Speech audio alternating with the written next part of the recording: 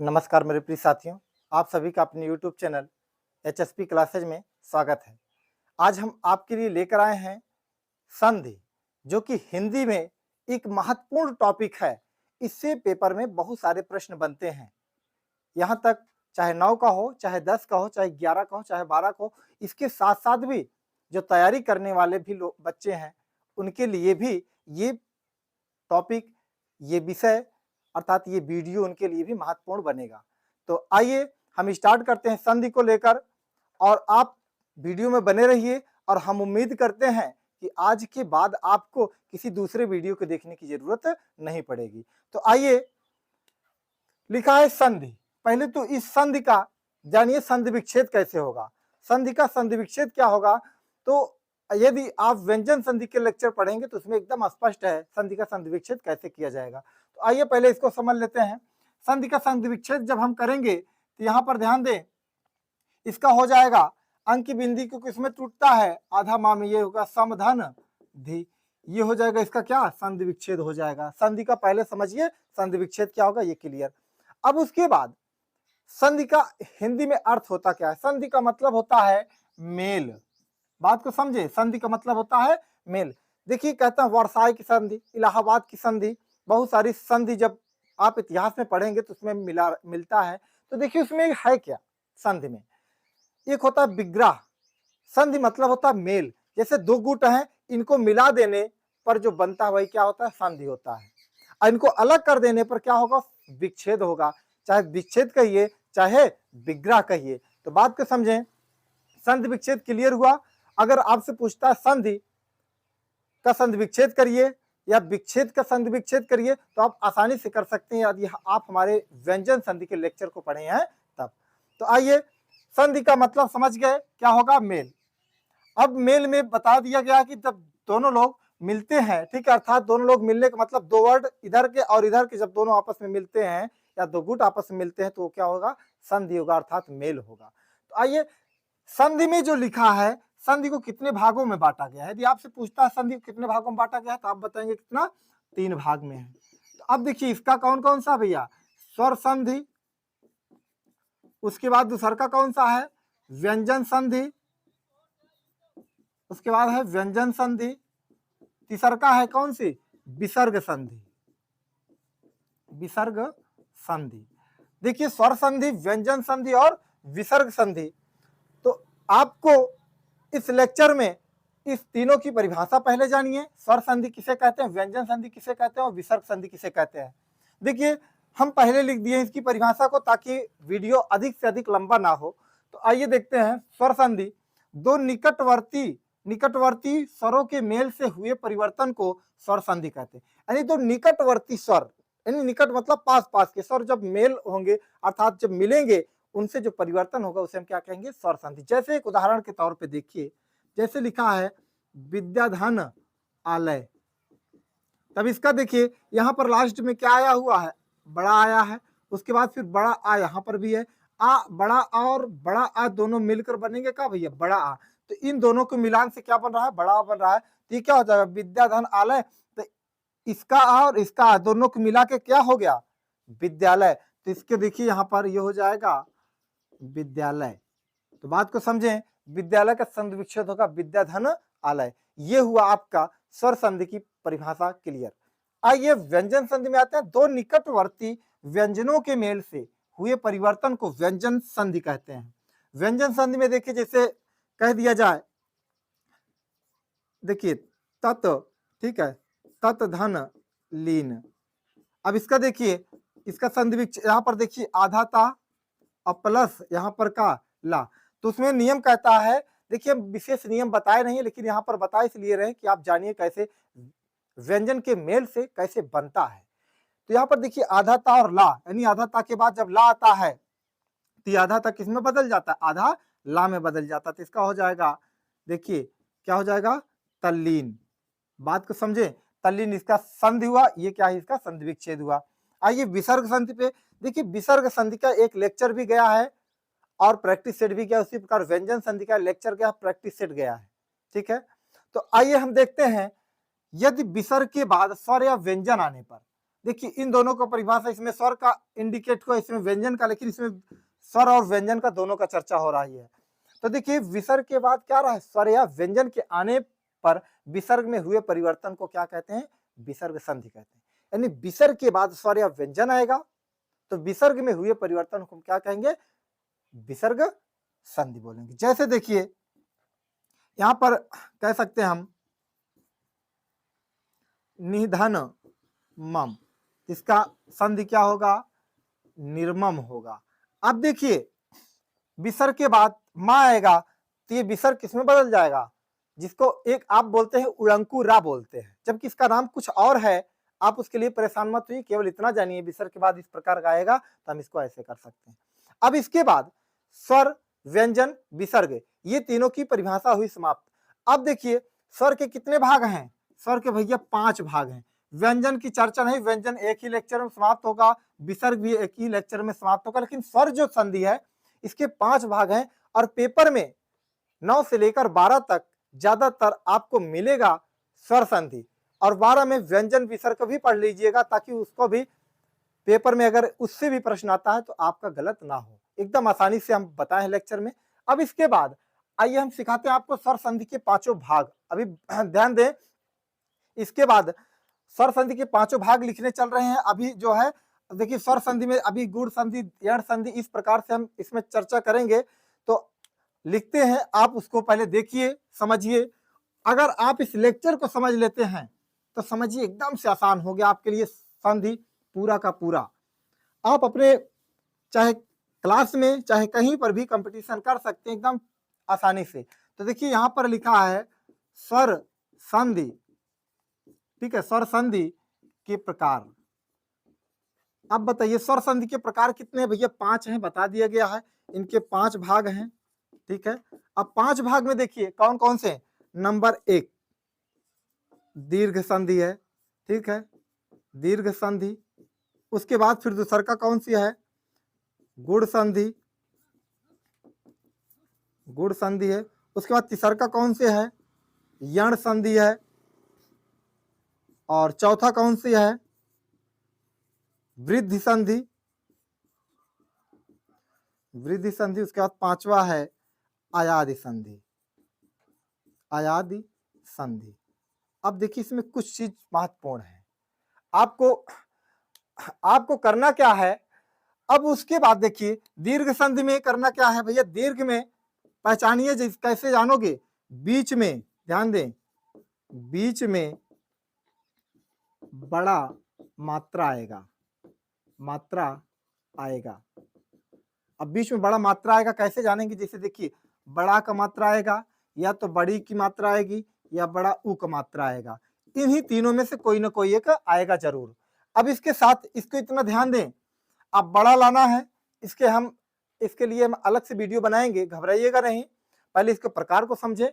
अब इसके बाद दीर्घ संधि का हुआ कैसे जानेंगे, बीच में बड़ा का मात्रा आएगा, उसमें बड़ा रहेगा, बड़ी और बड़ा ऊ रहेगा, ये दीर्घ संधि हुआ। अब उसके बाद देखिए फिर आता है गुण संधि।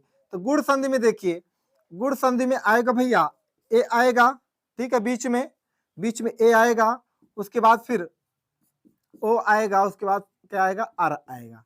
ये तीनों चीज आएंगे बीच में ही शब्द में लिखे आपको मिलेंगे।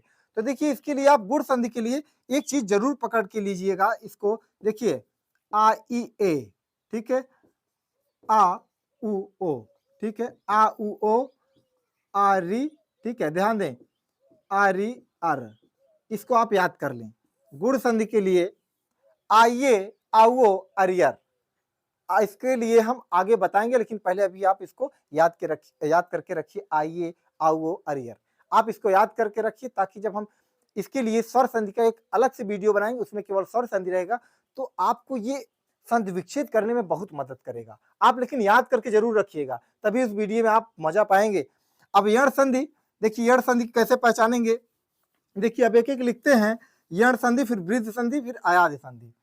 यण संधि में आपको करना है, कैसे पहचानेंगे पहले ये जाने। वर्ण से पहले ध्यान दें, या रावा से पहले, या रा वा से पहले आधा वर्ण होगा, आधा वर्ण आएगा, ठीक है, आएगा। ध्यान दें, या रा वा से पहले क्या आएगा, आधा वर्ण आएगा। अब जैसे देखिए एक उदाहरण देखो, इंडिकेट करा रहे हैं, इत्यादि, ठीक है, अत्यधिक, देखिए अत्यधिक, ठीक है, उसके बाद देखिए स्वागत, देखिए इन सब से पहले क्या आ रहा है, आधा वर्ण आ रहा है कि नहीं, तो ये यण संधि की पहचान है, या रा वा के पहले आधा वर्ण मिलेगा, ठीक है। तो आइए यण संधि का भी हो गया, बस केवल इतना जानिए अभी, उसके बाद हम इसके लिए लेक्चर जब लाएंगे तो उसमें एकदम क्लियर हो जाएगा। यण संधि हुआ, उसके बाद फिर, और हाँ, जिस यण संधि में अभी पढ़े, या रा वा, ठीक है, इस प्रकार से या बनता कब है इसको भी जान लो। अब जब ये बनेगा ई प्लस आ बराबर बनेगा या, उ प्लस, ध्यान दें, अब रा का कब बनेगा, रा बनेगा, बस केवल इतना याद रखिए, बस यही महत्वपूर्ण बनेगा आगे चल के। री प्लस आ बराबर बनेगा का, रा बनेगा। अब वाह बनेगा कब भैया, वाह बनेगा उ प्लस आ बराबर का बनेगा, वाह बनेगा। यानी कि ध्यान दें, इनको याद रखें, विशेष जरूरी है, क्योंकि संधि विच्छेद में एकदम समझिएगा टॉप पॉइंट है, अगर आप इसको समझते हैं तो एकदम आसान होने वाला है। तो देखिए यण संधि भी हुआ। अब उसके बाद फिर आते हैं हम वृद्धि संधि। ध्यान दें, वृद्धि संधि,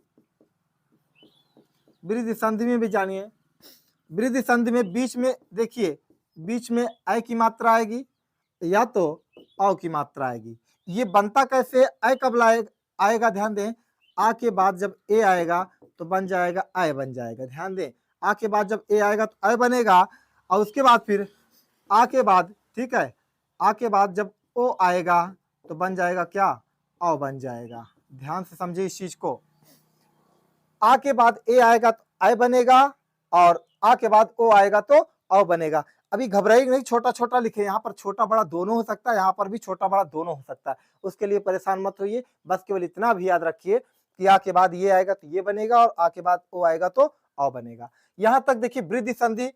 अब इसके बाद एक संधि और बची है, वो भी है अयाज संधि। बस जितना बता रहे हैं आप उतना तैयार रखिए, देखिए एकदम से आसान हो गई, संधि आपके कब्जे में होगी। देखिए अयादि संधि, अयादि संधि। अब अयादि संधि में देखिए आपको एक चीज याद रखना है, देखिए ए आए ओ आओ, ठीक है, यहां पर इसके नीचे लिखिएगा आए आए, ठीक है, उसके बाद फिर आओ, फिर आओ।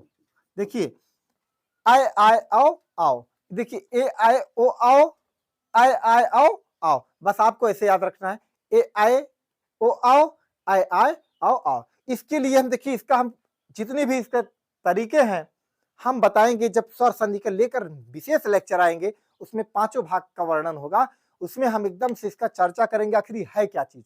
आप केवल अभी इतना तैयार करिए, ए आए ओ आओ, आए आए आओ आओ, बस इसे क्रम से याद रखिए। अब इसके लिए संधि विच्छेद करने में कुछ समस्या होती है, तोड़ने में, कि सर जी इसको हम तोड़ें कैसे, हम उसके लिए आपको कुछ शब्द बता रहे हैं, आप उस शब्द को तैयार कर लीजिए, रट लीजिए, आपकी संधि आपके कब्जे में ना हो तो बताना। तो उसके लिए हम आपको शब्द दे रहे हैं, ये शब्द ऐसे ही लिखे जाएंगे। आइए हम आपके लिए शब्द लेकर आते हैं। आपके लिए हम कुछ शब्द लेकर आ चुके हैं, आइए उसको समझाते हैं कैसे लिखा जाएगा। देखिए यहाँ पर लिखा है मोस्ट आईएमपी। मोस्ट आईएमपी का मतलब ये है कि बहुत ज्यादा ही महत्वपूर्ण है, संधि विच्छेद यानी विच्छेद करने में समझिए बहुत ही काम करेगा। उम्मीद अर्थात यकीन आए तो आप संधि विच्छेद जब करेंगे तो वहां पर अगर आप इसको तैयार करें हैं तो आपको बहुत सहायता मिलेगी। देखिए करा कि कुछ महत्वपूर्ण शब्द जो संधि विच्छेद करने पर इसी प्रकार से लिखे जाएंगे, और इसका कोई तरीका नहीं होगा, इसको ऐसे ही लिखेंगे और अपने आप से कोई कुछ मत बनाइएगा। देखिए जैसे जब संधि विच्छेद करेंगे महा लिखा जाएगा, ना कि महा लिखा जाएगा। महा, रमा, राका, उमा, उष्मा, उष्मा नहीं ऊष्मा, ऊर्जा, ऊर्मी, ऊढ़ा, परम।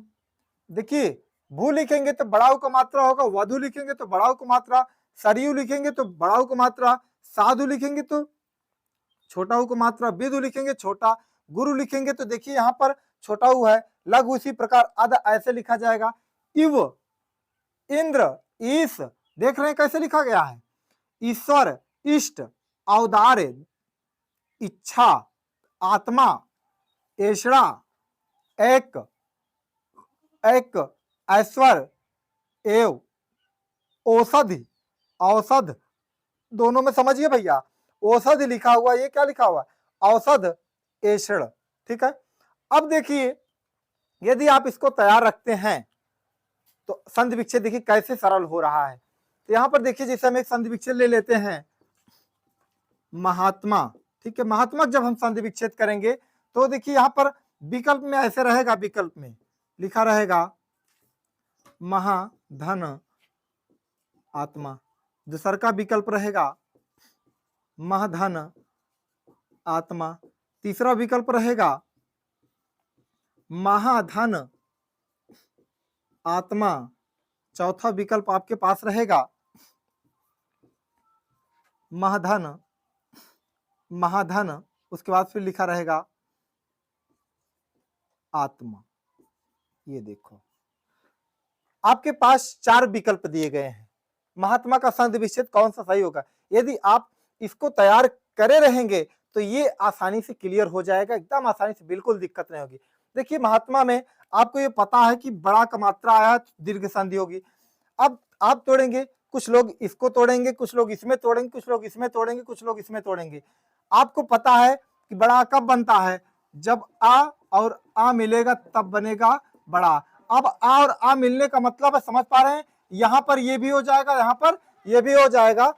अब छोटा बड़ा दोनों हो सकता है, छोटा छोटा हो सकता है, बड़ा बड़ा हो सकता है, छोटा बड़ा, बड़ा छोटा, यानी 4 प्रकार से हो सकते हैं आपके पास। तो देखिए अब हम बताएं कि महा जब तोड़ेंगे तो देखिए इस प्रकार लिखा जाएगा कि नहीं, और आत्मा जब टूटेगा तो देखिए कहां पर है, देखिए आत्मा ये सही है, यहां पर ये सही है, ये सही है, लेकिन महा देखो कौन सा सही है, महा ये वाला सही है और आत्मा ये वाला सही है। इसकी वजह से आपका विकल्प कौन सा जाएगा, तीसरा विकल्प जाएगा।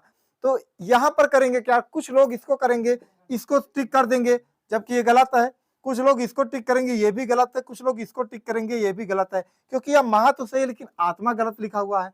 यहाँ पर देखिए आत्मा सही है, महा गलत लिखा हुआ है, यहाँ पर ये सही है, ये गलत लिखा हुआ है। तो यहाँ पर दोनों संधि विच्छेद में विच्छेद करने पर दोनों सही कौन से लिखे हैं, ये लिखा हुआ है। उसी प्रकार और भी आपको उदाहरण मिलेंगे जिसके आधार पर यदि आप इसको तैयार करते हैं इस चीज को, तो समझिएगा कि आपका संधि विच्छेद एकदम से क्लियर हो जाएगा। तो अब देखें, ये समझिएगा संधि की एकदम से जान है, अगर आप तैयार कर लेते हैं तो एकदम क्लियर है। देखिए नोट यहाँ पर कक्षा 12 के लिए कुछ लिखा गया है, 11-12 वाले के लिए। संस्कृत शब्द के अंत में आए हुए हलंत और विसर्ग को अंत में लिख दिया जाता है। अगर संस्कृत में अंत में विसर्ग आया है या हलंत आया है तो उसको ऐसे कैसे अंत में जैसे पढ़ा है वैसे लिख देंगे, उसमें कोई भी प्रकार की गलती नहीं करेंगे, हटाएंगे नहीं, वैसे लिख दिया जाएगा। तो हम उम्मीद करते हैं कि ये जो संधि का लेक्चर रहा आपको भली भांति समझ में आया होगा। इसके पहले ध्यान दें, मैं एक बार पुनः आपसे विनम्र निवेदन करता हूं कि यदि आपको संधि विच्छेद सीखना है, इस शब्दों को जरूर ध्यान दें, इन शब्द कैसे लिखे जाएंगे इसको जरूर ध्यान दीजिएगा, ताकि संधि में अगले लेक्चर में आपको एक भी प्रकार की दिक्कत ना हो। तो हम उम्मीद करते हैं कि आपको हमारे द्वारा पढ़ाया गया पूरा पूरा समझ में आता होगा और आप अपने दोस्तों को, मित्रों को भी शेयर जरूर करिएगा ताकि उनको भी कुछ ना कुछ लाभ मिलता रहे। और ध्यान दें, आज के बाद किसी प्रकार की वीडियो देखने की जरूरत नहीं होगी, अर्थात कोई भी लेक्चर या किसी अन्य वीडियो को देखने की आपकी आवश्यकता नहीं होगी। धन्यवाद।